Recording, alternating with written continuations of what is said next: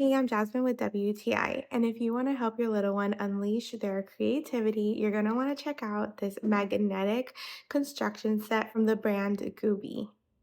What stands out the most about this construction set is the quality of all of the pieces. It comes with 20 pieces, and the magnet is really strong, which makes it easy for your little one to play with. It doesn't fall off once it's connected, and there are so many different possibilities for different shapes that you can make.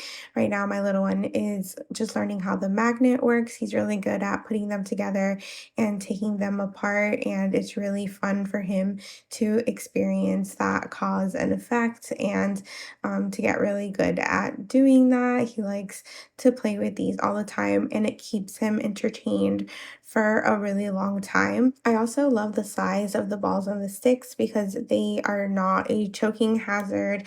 I don't have to worry about letting him have some independent play. The balls are not magnetic. They're very lightweight and hollow inside. They're made out of metal, so it does sound loud when he throws them, but they never break. So this toy is super durable and it's going to last a really long time. So if you're in the market for your little one's next toy, definitely check out this magnetic construction set from the brand Goobi. Your little one is going to have so much fun with it, and that's my point of view.